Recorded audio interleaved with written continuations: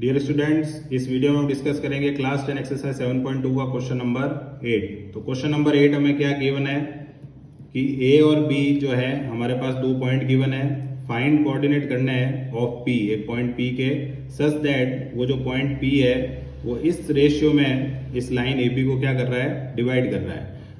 P lies on the line segment A B. Obvious है कि P अगर line segment A B पे होगा तभी उसको क्या करेगा, डिवाइड करेगा। तो सबसे पहले हम क्या करेंगे, लाइन ए बी ड्रॉ करेंगे।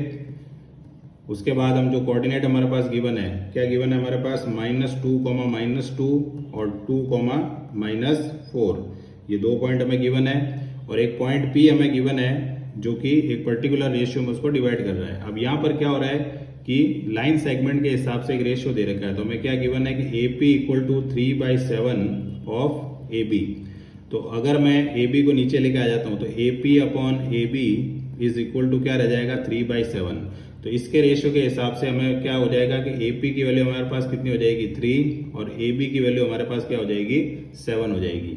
अब हम देख सकते हैं कि जो टोटल AB है वो 2 वैल्यू से मिलकर बना हुआ है, AP + PB। ठीक है। अब AB की वैल्यू हमारे पास कितनी है, 7 है, और AP की वैल्यू 3 है। तो PB की वैल्यू क्या आ सकती है हमारे पास, 4 आ सकती है। तो इसका मतलब क्या हुआ कि AP की वैल्यू हमारे पास क्या आ गई, 3, और PB की वैल्यू हमारे पास क्या आ गई, 4। तो ये जो वैल्यूज आई है एक तरह से ये किसका काम करेगी, रेशियो का। यानी यहाँ पर जो रेशियो हम मार्क करेंगे दैट विल बी 3 और दैट विल बी 4। तो M1 की वैल्यू हम लेट कर लेते हैं 3 और M2 की वैल्यू हम क्या लेट कर लेंगे, 4।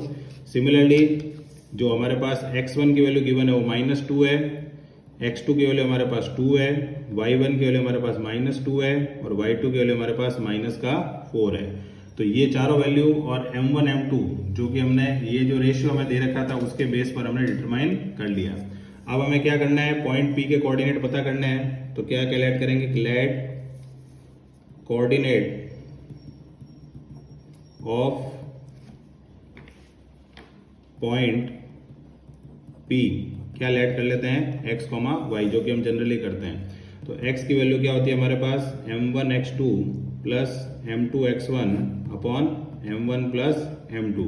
तो M1 कितना है, 3, और x2 कितना है हमारे पास, 2। x2 भी हमें नेगेटिव ही दिया हुआ था, -2 दिया हुआ था, वो हम मेंशन कर देते हैं। x1 x2 हमारे पास पॉजिटिव ही है, 2 आ जाएगा, प्लस M2 की वैल्यू हमारे पास कितनी है, 4, और x1 की वैल्यू हमारे पास कितनी है, -2, और अपॉन में क्या हो जाएगा, M1 + M2 यानी 3 + 4। तो 3 2 जा कितना हो जाएगा, 6, और यहाँ पर 4 को -2 से मल्टीप्लाई करेंगे तो -8, और अपॉन में कितना आ जाएगा, 7। यानी हमारे पास रेशियो क्या आ जाएगा, -2/7। यानी वैल्यू आ गई हमारे पास x की। सिमिलरली y की वैल्यू निकालेंगे तो M1 y2 + M2 y1 upon M1 + M2। तो अब हम वैल्यू पुट करेंगे अगर M1 की, तो M1 की वैल्यू हमारे पास 3 है, y2 की वैल्यू हमारे पास क्या है, -4 है, प्लस M2 की वैल्यू हमारे पास 4 है, y1 की वैल्यू हमारे पास -2 है, और अपॉन में क्या हो जाएगा, 3 + 4। तो 4 3 जा कितना हो जाएगा, 12, और 4 2 जा कितना हो जाएगा, 8, और क्योंकि प्लस माइनस माइनस होता है दोनों के आगे माइनस आ गया, अपॉन में क्या हो गया, 7। तो क्या वैल्यू हो गई, -20/7। तो जो पॉइंट P है x, y उसके कोऑर्डिनेट हमें क्या मिल गए, -2/7 और -20/7। तो इस तरीके से हमने उस पॉइंट P के कोऑर्डिनेट को डिटरमाइन कर लिया। Thanks for watching students.